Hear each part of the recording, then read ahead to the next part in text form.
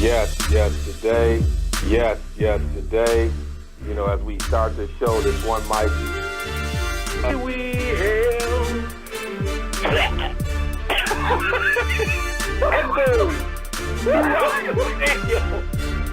There is a pause throughout the stadium as this man sounds like he just coughs up a lung. Just looking around, the Jumbotron shows and pans the cheerleaders, and as it goes down each cheerleader's face, each one breaks up into laughter, which at this particular time destroys half the stadium. The other half is still trying to figure out what the hell just happened. Does this guy need CPR or something? And then at that particular time, I lost it. Devon's brother. Yes. Today, Blog Talk Radio. Show this one mic. Phoenix is another place. They got a great training staff. They were able to breathe life back into Shaq. And if you can do that, people talk a lot about their training staff. Blog. Yes, today as we start this show, this one mic, and I think the only time we ever go hear Hank again is on that intro. So we probably need to keep playing the intro. I thought about updating the intro, but damn, the only way we're going to ever get Hank back on the show is probably play the intro. So he in the Witness Protection Program. So we're going to keep this three-person view right here. But before we get in the show, I want to give a shout-out to our sponsors for this podcast episode, to Red Insurance Group, where educators get benefits well beyond their insurance. Go to redinsuranceGroup.com for all your insurance needs. As an educator, I definitely have Mimic and Red Insurance Group has been great for me, specializing in doing some things. So you educators out there, I love to have you check it out. We got my man Hammer over here, who's also in our other hat. We do this education thing, and so we know especially our K through 12 teachers need all the support beyond that they can get, as well as some of our higher ed folks. But Hammer's in the building, man. How you doing, man? You looking very presidential. Doing well. Well, dude, I'm trying my best. Doing well, man. Doing well. So, all right. And we got the youngin. Life, you know what I'm saying? Yeah. Okay, I see you. And we got the youngin over here. We just, we kind of play him in the middle of the floor. He got all the data, the analytics, and everything else going on in his head. We just kind of throw stuff out there. What's up, youngin? How you doing? I'm good. I'm good as always. Just ready to get this show going. I will say this. People don't know this, that Darnell is the new leprechaun for the Lions, because he goes to the Lions game to see his boy, and they end up, the Lions, I told him before, the Lions mess around and win the game. The Lions should invite you to every game from here on out, because you appear to be good luck for them and bad luck for your boy. What was that like, before we get into it? What was it like to be there for the first victory for the Lions this year? It was something else, because I was in there talking trash to all the Lions fans. The Lions fans, they had the paper bags on their head in the fourth quarter. I got it on video. I got some pictures of it, but yeah, it was a crazy experience. I got to see everybody, and that kind of stuff. But yeah, it was something. Your boy KJ got a touchdown though, right? Yeah, he scored. He got a touchdown. He at least got one in front of home. Yeah, that's a good thing. But he has to explain how he took the L to the Lions when he come to the crib. The whole team took the L. So the whole team took the L. Yeah, he probably did as much as he could do. But and I know we're gonna jump into our open mic. We'll talk about what's on our back page of things that kind of getting into sports. But the analysis that so Hammered. So I'm getting a text message from. And actually talked to him on the phone on his way back. What'd you say about Kirk Cousins? Yep. You gonna get them in trouble. I don't want you to. I'll leave it alone. We're gonna push it back. I don't want to mess that up. I don't want to put your boy. About Kirk Cousins? I mean, Kirk Cousins was the only reason why they lost that game, man. I mean, they couldn't stop Goff at the end. They made Goff look like Tom Brady. So I mean, come on. So it wasn't. Cousins isn't the only reason why they lost that game, man. So, I mean, come on, man. So he had an overall evaluation, but I'm going go ahead. No comment. No comment. We'll leave it at that. All right, for you first timers, we're gonna talk about what's on our back page, the things that's kind of getting us going in the world of sports. And then the main menu here in the cipher is going to be it's college football playoffs, and we got a lot to talk about there, and we want to know we might have a team that's on the can't trust it list. We're gonna try to figure out if they really on the can't trust it list.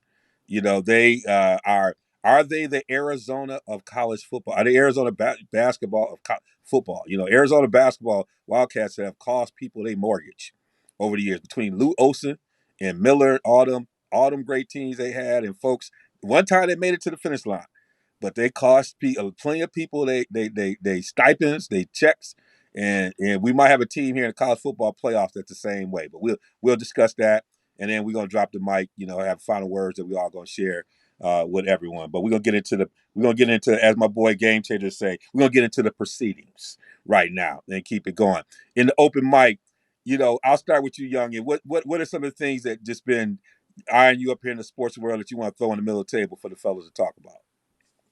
The travesty that was the Heisman, the Heisman Trophy finalists that they set up, man. Will Anderson got robbed. I'll tell you that straight away. This guy had I'll pull it up for you. He had 91 total tackles. He had 31 tackles for loss and 15 sacks. I mean, his stats was amazing. And if you watch him, turn the tape on, you can, his talent just shows. And then on top of that, I think Kenneth Walker, he could have been up there too.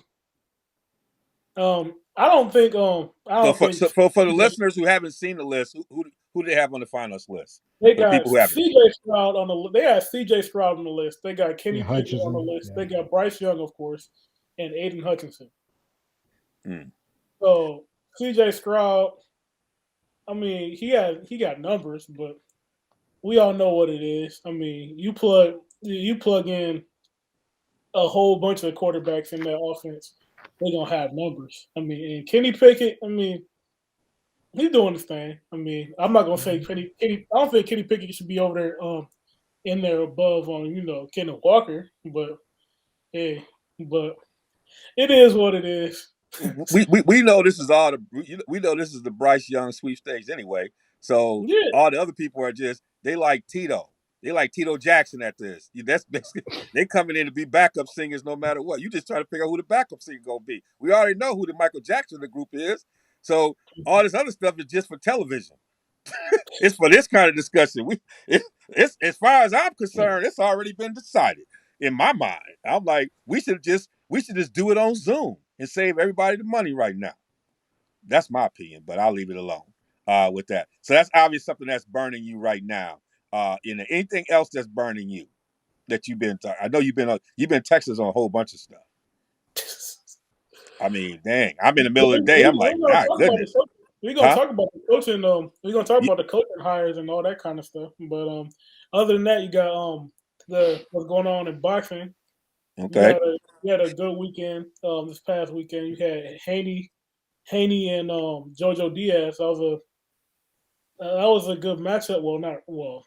It was a good matchup going in. I mean, it was gonna be the probably the best fighter that Haney's fought to this point. But I had that fight being a pretty wide decision, but nine rounds of 3, somewhere around there. I mean, JoJo he couldn't really get inside, but when he did get inside, he was landing. I mean, but yeah, Devin Haney did a good job of controlling the fight. He proved where he is, and in the pecking order. And Tank, Tank versus Isaac Cruz, and Isaac Cruz surprised a lot of guys. I mean, he's a really short fighter, he's a shorter guy, shorter pressure fighter, and he was able to back Tank up. You've never seen somebody. Tank has never been the shorter guy in a fight, and like we say about Deontay Wilder. Deontay Wilder is used to fighting tall. And it's hard for those guys to adjust to fighting against taller guys. It can work the same way in reverse. If you see a guy like Gervonta Davis have to fight somebody that's shorter than him, and he got to use his height somehow. And we've seen in the past with Mike Tyson as well. I mean, those fights can be kind of like interesting to see how it will play out when they have to, when the roles are reversed a little bit. But yeah, Isaac Cruz was able to push Tank, and it was an exciting fight. Yeah, and especially with the prior weeks where you had some upset, some close fights, that kind of put these guys on notice. Like, I need to be. Only thing about the Tank Davis fight, you and I talked about it was a fleecing of America, a pay-per-view for Yeah, $79, I whatever it watched it was. on I watched it on Facebook Live. I'm glad somebody did it because that was a fleecing of America. That was, I mean, we gonna make a pay-per-view $79 for that fight. I was like, when you told me that, I was over on Showtime, like it's got to be on regular Showtime. And you were like, it's on pay-per-view. And I looked at it, and not only on pay-per-view, okay, it's gonna be a pay-per-view, $39.99. No, not $59.99, not $69.99, $79.99. I'm like, that's Crawford Porter money. Or that's somebody else's money. Like, I'm like, my goodness. Floyd ain't putting no pay-per-view on for no $39.99. That's a Floyd. I mean, Floyd just don't care. That's why he walks in with all the money in the bag. But that's the story of that one. Is like, who pays $79 for that? I mean, come on. They should have found the same Facebook Live you found. If somebody paid $79 for that, that's a true boxing fan. Pay $79 for that stuff. All right, Hammer. What's on your mind? You're talking about the coaching carousel. That's Mm. fascinating me. So, someone like Jay Norvell, I didn't realize CSU was a better job than Nevada. I realized he was getting paid less than CSU's coach. That blew me away. So, and all these people, obviously Lincoln Riley, surprise, the Brian Kelly surprise. What's gonna happen? The Miami non-surprise, but what's gonna happen with Oregon. It's fascinating. Just all these revolving doors and chairs, and yeah, people coming out of nowhere. Bronco Mendenhall resigning or getting fired. So Fuente, all these people is just crazy right now. Be a college coach, and then also how it's affected. I love Darnell talk about recruiting. It's been unbelievable. Lincoln Riley, if he steps foot in Oklahoma, he better have security because the bottom line is that, man, he's throwing a lot of recruits. And Brent Venables is, not, I'm sure, not a happy guy right now. But that's one thing that he realized, he was getting those California players to leave and come to Oklahoma. Now he's in California. He's like, stay home. Oh yeah. They're like, bet. Yeah. Yeah. So it's just unbelievable. So Yeah. Lincoln Riley made great. That's a home run move. You go to the West Coast, you're in the WAC 10, and let's stress WAC 10, Yep. WAC 12, and WAC 10. Really, ain't really 12 teams there. And the bottom line is that you're going to be the king of the hill. Ain't nobody going to beat you. You're going to be the man, and you're going to Yeah. be. You have a definite end to the college playoff because you're going to be the top team in the West like every year, stacked. So it's gonna be wild, man. Yeah, it's gonna be wild. But the kid Brian Kelly, he made a great recruiting move with the brother.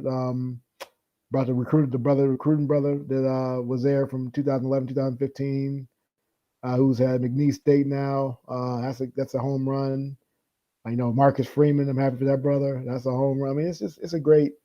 Obviously, a lot of people were showing the door, but a lot of people were giving love. So that's a coaching game. You know how it is. So it's rough. Yeah, and it's a lot of stuff going on, and I actually like the Lincoln Riley move from a career standpoint, going out to USC for all the things you said. Those student athletes walk into the stadium, all they hear, I just be playing "It Never Rains in Southern Yeah, California." I just Tony, had that Tony, playing, Tone. Yeah, just Tony, playing over the Tone. speakers Yeah, with that with, Tony, with Tony, Snoop Tone. Yeah, man. with Snoop dancing in the middle of the stadium. It's just that's a different life right now. And if I ain't got to leave and hang with that, I'm staying. I love you, Oklahoma, Norman, but we ain't going. Ain't gonna be able to do it. And Mama can see me play too. Oh yeah, he gonna be out there killing it. And so yeah, it's gonna be interesting to see how this landscape is changing. And that's why I'm always good with these players being able to make the decisions they need to make, because these coaches make them, these institutions make these decisions about these coaches based on win and losses. Like, everybody is in it getting what they really want out of it. But it's good the players can continue to figure out how they want to do and make decisions about where they want to go. So It's going to be the Wild Wild West. The young and Wait, keeps us posted. So we hitting the coaching carousel topic right now? Yeah, because we're not. Yeah, I mean, Okay, yeah. cool. once we get to college football playoffs, I mean, we're gonna pretty much deal with the football side of it, so we can talk about the coaching carousel here. All right. So one thing I learned about this is, well, the transfer portal and player mobility, it's giving a lot of power to the players, but really, it's giving a whole lot of power to the coaches because the players are. I don't really want to put it this way, but it really is this way. The players are really turning to currency almost. Like he's like, yo, I'm this coach, and I've been recruiting at this level. I can take these players to your school right away. You know what I'm saying? If I'm a guy like Lincoln Riley, I can go to USC and I can take the top five players that was in your recruiting class, and we going to USC. And I don't think this is a one time thing, but I think this is something that can and will happen. I mean, it'll be interesting to see how many commits Miami will get from Mario Cristobal coming down there. But yeah, that's one thing I learned. Yeah, the thing you talking about the portal, yeah, is really interesting because that's a second layer of talent development. In some ways, some of these programs become farm systems for some of these elite programs, where even the starting linebacker for Alabama, I think he was at Tennessee before playing. Yeah. So you got that on top of the pathway that they're getting from Jameson directly Williams. from high school. Jameson Williams, man. That's what blows me away. I don't understand how the heck he's not in Columbus. I mean, that brother can ball. But it He's just tells number you how much depth 4. Columbus has. Well, I know.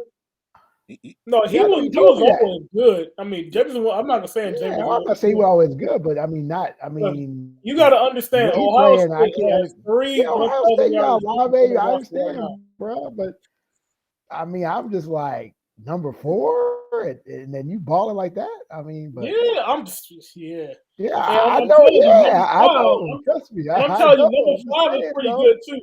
Number 5, Yeah, number dude. 5. Yeah. I saw a mock. I saw a mock going. Alave going 2. Number 5. Oh, that's gonna happen, but yeah, it's crazy, man. I just because that brother, like I said, I looked at him like that brother couldn't get on the field. I'm like, what? I'll say that's another coach that could he could bring about some real free agency. If Brian Hartline was to decide to pick up and go anywhere, he gonna take some high level receivers with him. Yeah, true. Yeah, True. that would be interesting to look at because they better pay up.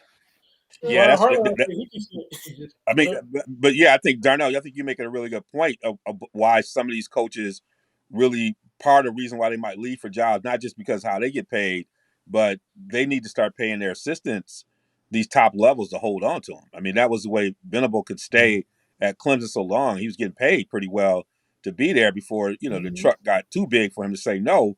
But that's why you got to be able to keep the Heartlines and folks like that. You got to be able to pay these assistants at a value so that because some assistants are like, they understand there's more money, more problems. That's why it was hard to get Venable out of, Clemson for at least for the right job. You start to think more money, more problem over time. But you're right, they got to be able to pay these assistants because now they're not just leaving, but they're good because they also are good recruiters, and they got pipelines. And I mean, you're hitting it right on the head in terms of what you have to watch. So this gum. I mean, this is literally the Wild Wild West. I mean, you hit it right on it. I mean, my head is turning just the kinds of conversations I'm even witnessing or being a part of. It's just it's I don't know where it's going to settle, because it's not sustainable, but it's going to be good to go. We're going to have a lot to talk about because of it. That's one thing we do know. All right, that's the open mic. You get a chance to we kind of got warmed up a little bit, but the real show here in the Cypher is about college football, the college football playoffs. It's the table set. We got everything going up. We got Alabama at number 1 in the final rankings, Michigan at number 2, We have Georgia at 3 and Cincy at 4. Let me just let me flip the let me start with this one question because I think I have to order a little bit. But I'll start with you, Darnell. Did they get the rankings correct in your mind? Well, you know, this thing's a business, right? So, Yes. Yeah. if Alabama was number 1, Georgia's gonna have to be number 3, and if Michigan was number 1, Georgia gonna have to be number 4. So Yeah. that's why the rankings was the way they was, because Mhm. they're not gonna have Georgia and Alabama play again in the first round of the playoffs, and that's why they did it the way they did it. And I understand that. And so if we're looking at it as did they get it right? I mean, they got it right for what they wanted for. You know what I'm saying? Their mission was accomplished. There you go. Hammer, what do you think on the rankings? They got it wrong, but they got the right matchup. So I mean, I Yeah. think Michigan should have been 1. I think Alabama should have been 2. I think Cincy should have been 3, and I think Georgia should have been 4. So they have the matchups right. I just think they had the seeds wrong. I don't see how. I mean, Michigan blew a lead to a Michigan State team. Basically dominated the whole game. They should have been undefeated. Alabama, barely escaped. They had Boo Boo the Fool, Tank Bisbee, one not run out of bounds, and so that's the reason why they're in the playoff right now. And so there's no way. I'm not saying don't get me wrong. They're a better team than Michigan. Don't get me wrong, but I still think as far as fairness and equity, I think that Michigan should be the top team in the land. I think Bama too. I think you really dissing Cincinnati, even though I think they got punished for the fact that they came out really flat against a Houston team. It wasn't that good. And then they rolled on the second half, but that's the problem with Cincinnati. Why I think they will get embarrassed, by Alabama. Alabama, because of the fact that you're going to have a situation where they're going to have an offensive lapse and they're going to get blown out, and you can have an offensive lapse against Bama. I mean, look at that game, the SEC game. It was just nonstop offense. I mean, they were just balling. And then, like he said, old boy Will Robinson was balling as well on the defensive side of the ball, and they stopped, Stetson Bennett and a lot of the cats. And yeah, so, I mean, they can't have these lapses. They've had these lapses all year. You can have that against this the AAC competition, and, against and have that great game against Notre Dame, but you're not going to have that lapse against a team. They're going to blow you out. It's like letting your guard down against Mike Tyson in 1989. He's going to knock you out. And so it's the same thing.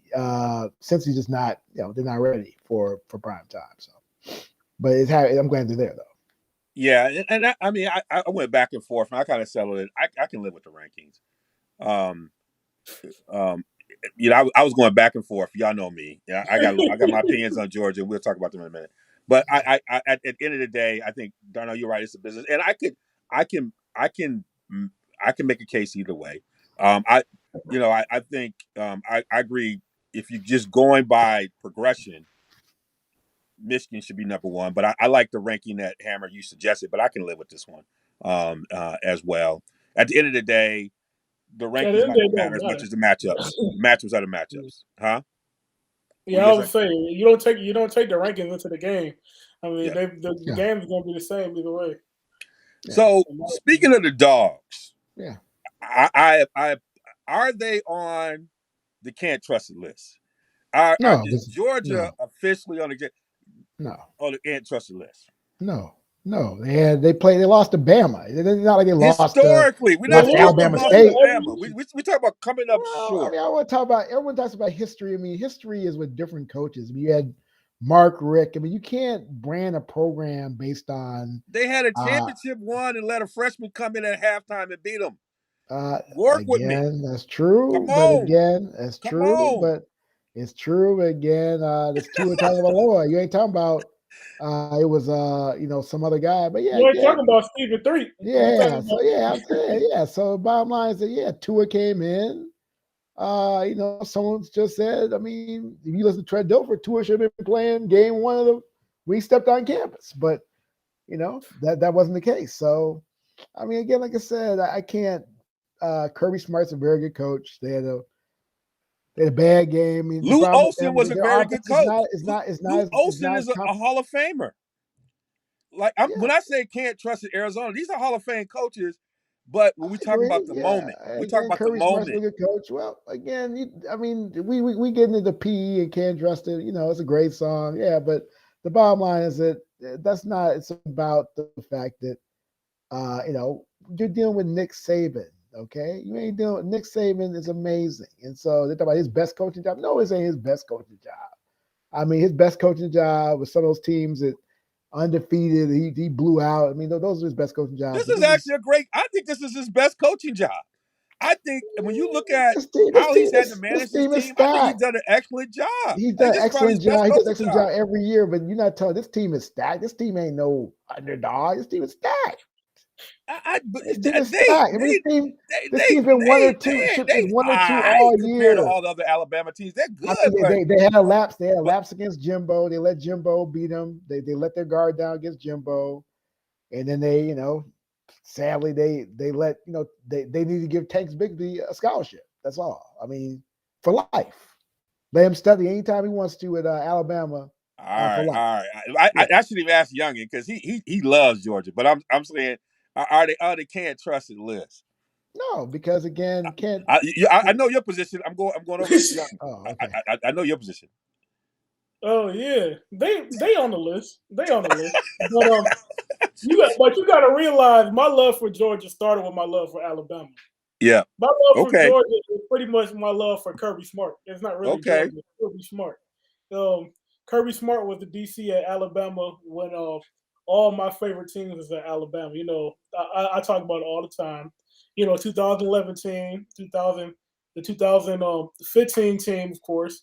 But yeah, he was the DC, and he was a guy that was calling those defenses, and he's brought that same mentality over to Georgia, and that's where my love of Georgia started. But they definitely on the list. I mean, they not. I wouldn't say they number one on the list. I don't know if they were number one on the list, but they definitely on the list. Yep. They on that list. I mean, I'll tell you, there's some Georgia fans that'll put them on that list because they broke. They just knew if I don't know if there's another time they could beat Alabama if they could beat them this year. Like they just knew They could this beat was him in the gonna be the game to do rematch. it. Huh? There's gonna be a rematch. There's gonna be They a might rematch. play So, again. yeah, they I'm are telling gonna you, play again. They're not gonna might. They are gonna play again. Michigan's not I'm gonna not lose necessarily to convinced of that. Hey, I Georgia. don't know. I'm not necessarily I'm convinced of that one. convinced. They ain't my man What Hassan I will say is Haskins ain't running on Michigan's Johnson got a Hey, decent Blake record Davis Corum historically will like be against Jordan healthy. the Davis SEC. like that, bro. Hey, He'll Blake be able to Corum will eat be them healthy dude by alive. then. Blake Yeah, Corum will be healthy by he'll be then. healthy by Eat them then. alive, bro. Donovan Edwards Michigan is another historically has done key. well against the SEC. So Man, I want players now. I'm talking about history. I'm talking about players well, now. they got great players. They They got great. got What good you talking players. about, They man? got great players. Good players. I You like said their offense better. I historically, like Georgia offense right now. they're good Quorum against and the SEC, but have they done good Haskins are against good players. Alabama? They ain't no great players. They ain't Tim Biakabatuka. Come on now. They ain't Tyrone Wheatley. All Come on right, all now. right, all I'm right, just saying all they right, ain't even Mike Carr. Come on now. all right. Come on. They all right. They all right. They that all right. Now don't get lost in the sauce. Now Man, they're it ain't good. They're that much not of a great. difference between those two They're teams. good. They're not great. Biakabatuka. It's gonna be You saw which quarterback. Biakabatuka It's play. gonna come down. It's gonna You come down saw to which quarterback is Darnell. gonna I make a know. See play. tape. You see tape of Biakabatuka, haven't you? I've That Yeah, seen I it, brother know but can Tim ball. Biakabatuka. but That brother can ball. it's gonna come down to Yeah. I which put it this way. quarterback can make I a play. couldn't pronounce his name. He was so bad. I mean, I didn't have trouble mispronouncing his name. That brother was so bad, man. I learned his name quickly because every time that brother scored, man, you can learn his name quickly due to repetition. You know what I'm saying? So He said you because can that learn brother his was name scoring, quickly due to repetition. because that brother was scoring left and right, first down, left and right. Everybody in the hood can spell his name, man. You might get something else wrong, but you knew Bianca Batuka. You break that down totally, man. I don't care if you had like if you weren't that great in English language, people knew Bianca Batuka. That brother was balling, bro. I mean, I Yeah. saw like 10 a pop. Every time he touched the ball, first down, first down, first down. I was like, you're first down, touchdown. Oh, you heard about that dude, man? Bad dude. They ain't Biat Batuka, bro. They working back to that model with Hart over there. But I would say this: it's going to be a good game. It's going to be a good matchup. You'll have a chance to talk a little bit about some of that. But I want to get back a little bit on Saban. I mean, I think, and Saban said it himself that this crew, there are times they had to really work on their focus. Sometimes, he like really kind of there are times where they drifted. But I just felt like um, this team has great players, but they have some vulnerable spots. And I just think that, with Bryce Young's maturity continuing to like that Auburn game was just a great test. Even though they got some help. Um, and then the way that they play against this Georgia team, which was, I mean, all I heard from Young and all year was just like this defensive line, and they did what they needed to do up front. Bryce Young was back there And that Tootsie was the rolling, biggest. I'll tell you, that was the. texting and calling his mother. He wasn't getting touched at all. And this was like the line, the front seven everybody was talking about. And that was not the line that played against Auburn, right? And so it just felt like this group has some vulnerabilities that I think Saban and his crew really did a good job of coaching. Yeah, that was the biggest. I think that was the biggest point of the game was that Alabama's offensive line, they showed up. They haven't Yep. been showing up for the last so and so part of the season, but Yep. they made a change and they got a new center in there, and their offensive line came to play. I mean, Evan, did you see that video of Evan Neal at halftime? He said they signed up for 60.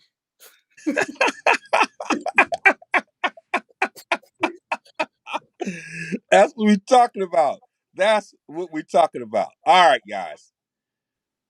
Who do you have meeting up in Indy?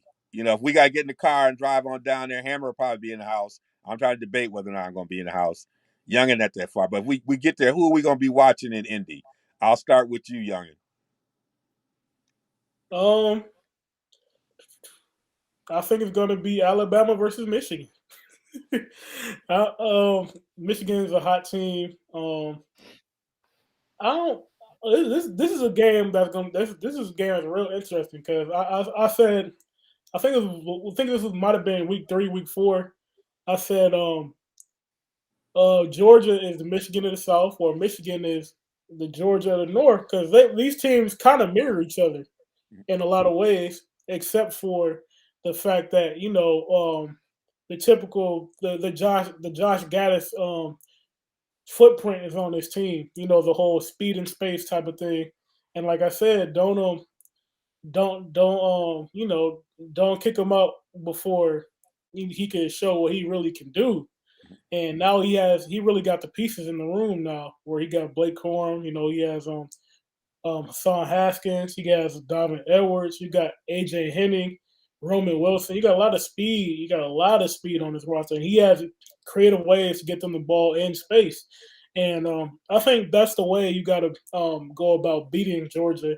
And like I said, the Alabama game, the biggest difference is that offensive line. And what better offensive line to put against this Georgia defense than Michigan's offensive line? Because Michigan, they get my vote for the Joe Moore Award. So I think Michigan will be ready for the challenge. I mean, Yeah. and you look at the other side of the ball. I don't think the way Georgia goes about things is the way to attack Michigan. I think Michigan will be able to stand up to Georgia's offense. Yeah, that's the one thing you and I've talked about. I just don't think they have, and maybe this time off will allow for them to think differently about their offense and what they might do. Yeah, I just don't think they have the kind of innovation in the way you can attack Michigan's defense. And the one thing that you pointed out when we had conversations afterwards, I think about the one area you thought was a weakness for Georgia is the back end, and um, I think Michigan has a position they can exploit that with those pieces that you talked about in space, yeah, in a way. So it's going to be interesting. I think the only thing I worry about is if Gaddis don't get caught up too much with just running right up the middle every once in a while. They get kind of excited about that, and just the sequencing of the calls. I think they really got creative in these past couple games in mixing things up, and McNamara kind of giving you some throws to keep people honest, and get into those big plays. So, I agree with you. I think it's going to be Michigan, Alabama, but I think that Michigan Georgia game is going to be a great game. I mean, it's down to Orange Bowl. I mean, I think it's going to be a great game down there. This is the battle to see who is at the top of the can't trusted list. That's right. We gonna find out when we walk away after that game. Hammer, who do you got? Alabama, Georgia all day, man. Like I said, you broke it down that Gas is going to run the ball too much against Georgia, and that's going to be their Achilles heel. They need to pass the ball more. They pass the ball, they'll win, but I don't think so. I think they're going to fall in love with Haskins and Corum. They're going to play right into Georgia's hands because you saw what happened when the vertical passing game with Alabama, they exploited them, destroyed them. And you're right, you said that back end is suspect. The front seven of Georgia's off the chain, especially Brother Davis, but the back four and then five at times are suspect. So, I mean, I think that's really the way Michigan plays the student body right. And McNamara not being the passer that, I think is going to get you to the next level.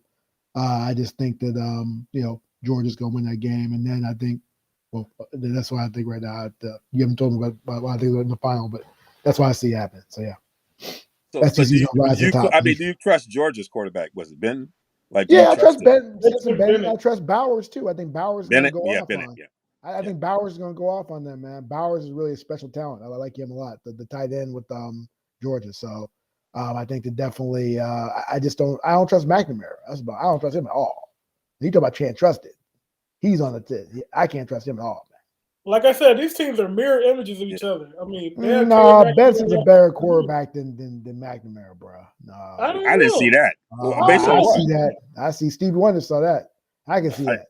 I didn't see that. The Georgia fans, they got confidence in him. Like the Georgia fans, he got a nice security like that Bowers kid, and I know Darnell. They probably know about the dude because he was a top. I was about to say that, Brock Bowers. Yeah, he can ball. Not just Brock Bowers. They got Brock Bowers. Brock Bowers is one of the most dynamic tight ends I've seen. Yeah, Darnell Washington. But the one thing, the one thing you're missing on that is who's the defensive coordinator and what they train. Their coordinator comes from the Raven school, which does not give tight ends free release. And bangs on tight ends and works on them. So they are skilled in the tight ends. But Bowers isn't traditional. Bowers is more of a hybrid. You know that. He's seen that. He's seen that. He's seen that out there. They run the same stuff you might see over there in Baltimore. That ain't nothing new for that defensive coordinator to see. Is that all you got? Because that's all I saw. Like. McConkey's good, but that's all. McConkey's a good player. That's why I think you're wrong. McConkey's a good player too. I mean, I saw their talent. I mean, it was on every play that mattered. Who did they go to? The best tight end in the country. What do you mean? And we all knew they were going there. More talent than that. They got more talent. What other significant play was made by anybody else? McConkey, but that's it. Like that was like a what? That was a screen. Like that was like okay, it was a good play, but. It wasn't like, that's it. Like the play. If McNamara, it starts with the big fella and ends with him. He's like the next version of Gronk. That's it. That's it. That's all you need. I see no innovation in Georgia's You saw Gronk last Sunday. Gronk back, bro. Gronk was balling. So I see that. So I'm assuming we all think Alabama gonna win it. No, I think Georgia's gonna win actually. Oh, I think again. Do tell. I think again. I just think that they're the better team. I think that Georgia, they will change their game plan. I mean, I think they'll change their game plan, and I don't see them getting Bama beaten twice. Also, Bama has had lapses, man. You talk about a team that almost lost to Auburn. You got a team that. They don't have lapses in this moment. Like I have not seen them have too many lapses in this kind of moment. They've gotten crushed a couple times, so in these playoffs, so I can't say that. So they've been humbled a couple times, but about not last year, but I'm talking about a couple of years ago. But the bottom line is that I think Georgia is going to finally get off. They're going to finally be like the Atlanta Braves. They finally going to win one, you know? See, Hammer, you that person hold the football in the Charlie Brown Nah, I cartoon. hold the football. I just You like hold I that said, football for the team has been the them team Georgia was elite fans. all You got year. them running up to kick the team was football because they elite think they're gonna all win, year. and you pulling that football out. They get one game against they get one game where they get played by Saban and his mentor. And I think that again, Kirby Smart's a good enough coach where they're gonna come back and they're gonna win the second time. I don't see them getting beat twice in a row by a Bama team that shouldn't have beaten Auburn and got beat by Texas A&M. I mean, they're a really good team, but I don't see it. Again, they're gonna blow out Cincinnati. I mean, they're gonna embarrass Cincinnati. Cincinnati's gonna get crushed. But I don't even know what's the line in that game? Is like 17 or something? I mean, it gotta be something like that. So I'm curious what the line is. But I think that Cincinnati game gonna be closer than people think. But I think Alabama ended up winning here. I think it's gonna be closer than people think. 10 points. I'm looking forward to that. I'm looking forward to that matchup of Ahmad Gardner versus Ahmad Gardner can ball. Yeah, he can ball. Yeah. That's Detroit Marlins the King's own. But yeah. So Young, you got Alabama. Huh? Or you got who you got winning? No, I got Alabama for sure. But yeah, I think you talking about the national championship game or the national championship game? Like you got the matchup of Michigan, Alabama. You got Alabama winning, right? I got Alabama winning it all. This is why I think Alabama gonna win. By far, they got the best quarterback. Yeah, in these games, plays have to be made, and if you're ranking who you trust, you could probably go to Alabama's quarterback, maybe Cincy's quarterback. I'll go McNamara, and then Georgia's quarterback. But by far, if you got to have somebody make plays, there's nobody out there like Bryce Young. Like at the end of the day, he just refusing to let them lose. Yeah. And I think if Michigan and Alabama play, it'll be a good game. But at the end of the day, I just think Bryce can make more plays than McNamara in any one of them. He's just going to be the difference. But Jameson Williams better not get ejected for targeting the game because John Mitchell out for the season with the ACL. What? They got him coming down on covering punts and everything else. At a certain point, when you ain't got that kind of depth, you got to pull him off of just because it's Alabama. It's Alabama. Ain't nobody above the next man. That's the way Alabama runs. But you don't want to be above and get kicked out. Devontae Smith was on punt team last year, wasn't he? Yeah, he was. Yeah. They had the tight end returning kicks. Yeah. What's his name? Number 19. I keep forgetting his name. Number 19. They had him returning kicks. Yeah, but the line on the Alabama Cincy game is 13.5. So that's money will be going. That line will be up to like 17 by game. We got. That's good money. I go for that. Luke Fickle, whatever his name, don't seem like the kind of cat gonna let somebody beat him down. He don't seem like the kind of cat gonna let somebody beat him down. I think again, it'll be 17, but they'll come back with a couple cheap touchdowns. Then when they I don't think he don't look like the kind of guy gonna let get beat down. He just don't feel like that kind of guy. Again, they have too many offensive. Their offense is stagnant at times, man. You cannot do that. I mean, the SEC is relentless, bro. Relentless. But he got a month. He got a month. I mean, you saw a game. That game was relentless. That was a heavyweight fight. I think that's part of that. Fight in Atlanta. That was a heavyweight fight in Atlanta between Georgia and Alabama. That was a heavyweight fight, man. And cats were just banging each other, bro. I think part of that is to get to the end. Well, we'll have. I think Cincinnati has some heavyweight, and they have some heavyweight DBs too. Yeah, so it's going to be an interesting matchup. Well, I think I don't think their front seven is that great. Their front seven is not that great, so this is going to be a problem. Yeah, but the DBs are tight. Yeah, Gardner and the other cat, they can ball. Yeah, Brian, they can ball. I mean, they're gonna be on. They'll be on Sundays and Thursdays and Mondays. And playing like that allows you to commit more people to the box, more people to do other things when you can trust those back end. Probably do which Fickle's gonna have to do to win. Yeah. So like I said, I love to see upset though. Ain't gonna lie, I'll be pulling for him, but it ain't gonna happen. Yeah. All right. Well, we know the game's going to be played. We'll get to it. Well, hey, this is another hot package with one mic. We're going to hit her drop the mic with some final remarks for the people. Hammer, give the folks final goodbye. Man, I'm gonna just have to break it down Chicago style. Matt Nagy, please go, please. I mean, I just couldn't believe your quarterback. You wanted to have 4 interceptions last Sunday. I was looking at this game in Milwaukee. I was just like, you gotta be kidding me! Like, put Foles in there, and you got Tariq Cohen not playing. They're sitting him down for some reason. He's calling plays again. It's just crazy, man. Again, I've never seen a debacle like this before.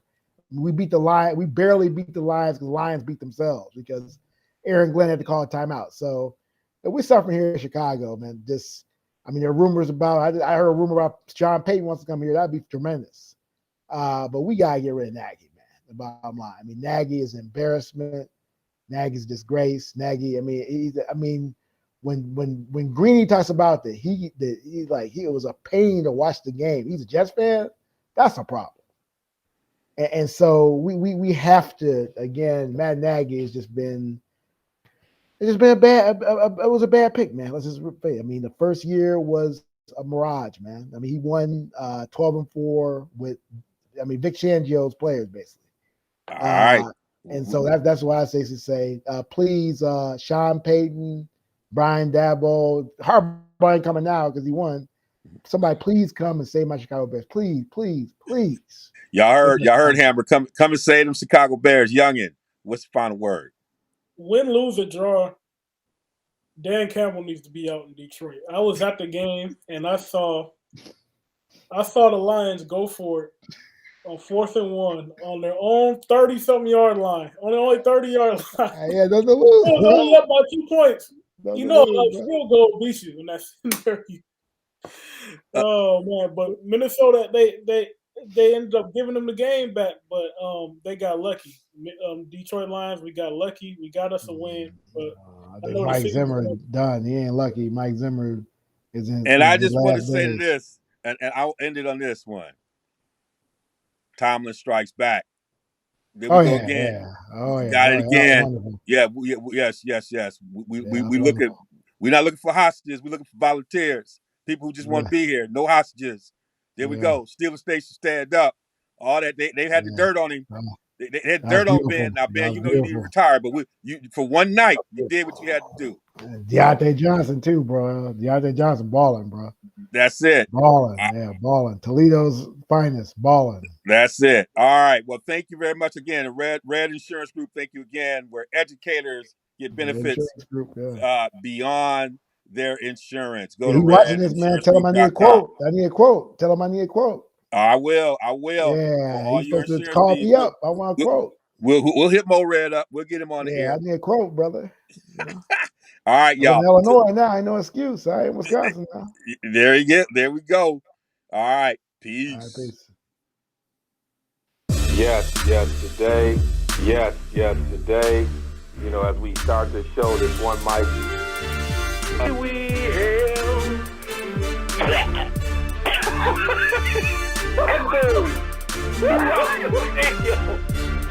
There is a pause throughout the stadium as this man sounds like he just coughs up a lung. They're looking around. The Jumbotron shows and pans the cheerleaders, and as it goes down each cheerleader's face, each one breaks up into laughter, which at this particular time destroys half the stadium. The other half is still trying to figure out what the hell just happened. Does this guy need CPR or something? And then at that particular time, I lost it. Devon Truck. Yes, today. Log Talk Radio. Start the show, this one mic. Phoenix is another place. They got a great training staff. They were able to breathe life back into Shaq. And you can do that. You know, people talk a lot about their training staff. Log. Yes, today. You know, as we start this show, this